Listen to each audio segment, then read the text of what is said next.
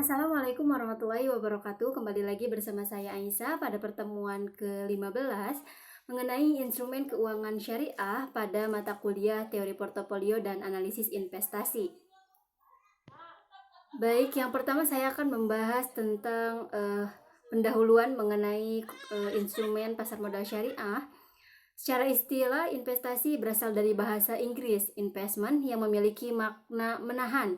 Dalam kamus, istilah investasi diartikan sebagai penanam uang atau modal dalam suatu perusahaan atau proyek yang bertujuan untuk mengharapkan keuntungan. Investasi sebagai suatu komitmen untuk mengorbankan dana dengan jumlah yang pasti pada saat sekarang untuk memperoleh dana yang tidak pasti di masa yang akan datang. Lalu, apa sih saham syariah? Saham pada dasarnya merupakan suatu bukti penyertaan modal dan investor kepada emiten yang menunjukkan bukti kepemilikan atau perusahaan, dan investor memiliki klaim atau penghasilan dan aktiva yang dimiliki oleh perusahaan. Kemudian saham merupakan suatu surat berharga yang menunjukkan kepemilikan perusahaan sehingga pemegang saham memiliki hak dan klaim atas dividen atau distribusi lainnya yang dilakukan perusahaan kepada pemegang sahamnya. Lalu apa sih ciri-ciri saham syariah? Saham dikategorikan menjadi dua, yaitu saham syariah dan saham non syariah. Perbedaan ini terletak pada kegiatan usaha dan tujuannya, di mana saham syariah adalah sertifikat yang menunjukkan bukti kepemilikan suatu perusahaan yang diterbitkan oleh emiten dengan kegiatan usaha maupun cara pengelolaannya tidak bertentangan dengan prinsip Islam. Lalu, berdasarkan Fatwa Dewan Syariah Nasional Majelis Ulama Indonesia, jenis kegiatan usaha yang bertentangan dengan prinsip syariah antara lain usaha perjudian dan permainan yang tergolong judi atau perdagangan yang dilarang. Kemudian yang kedua, usaha lembaga keuangan konvensional termasuk perbankan dan asuransi konvensional. Kemudian yang ketiga, usaha yang memproduksi, mendistribusi serta mendagangkan makanan dan minuman yang tergolong haram. Lalu yang terakhir adalah usaha yang memproduksi, mendistribusi, dan menyebarkan barang-barang ataupun jasa yang merusak moral dan bersifat mudorot.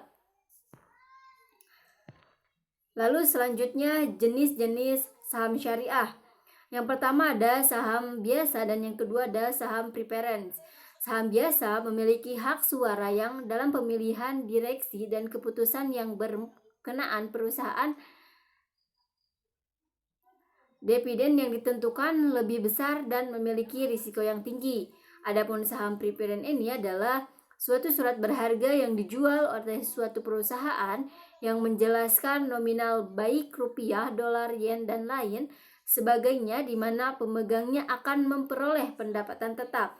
Sehingga jenis saham biasa dan saham preference itu dibedakan dengan pendapatannya, di mana saham biasanya mendapatkan pendapatan yang lebih tinggi, sedangkan saham preference itu memperoleh pendapatan yang tetap. Selanjutnya ada reksadana syariah.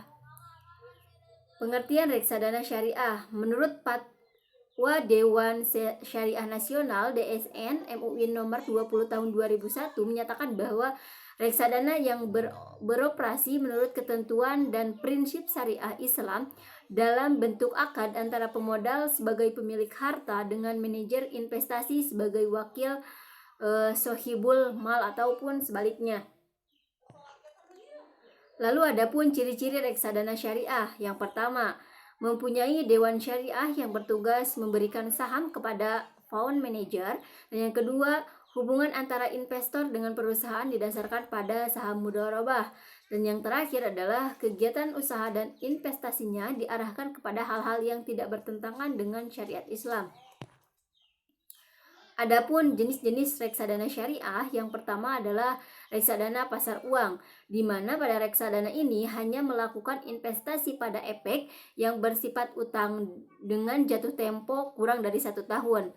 Lalu yang kedua adalah reksadana pendapatan tetap, di mana reksadana ini melakukan investasi sekurang-kurangnya 80% dari aktiva dan bentuk utang, dalam bentuk hutang. Dan yang ketiga ada reksadana saham, di mana pada jenis ini reksadana melakukan investasi sekurang-kurangnya 80% dari aktiva dalam bentuk ekuitas. Dan yang terakhir adalah reksadana campuran, di mana jenis reksadana ini melakukan investasi dalam bentuk efek yang bersifat ekuitas dan efek bersifat utang.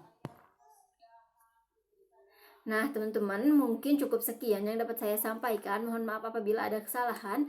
Saya Aisyah pamit undur diri. Wabillahi taufiq wal hidayah. Wassalamualaikum warahmatullahi wabarakatuh.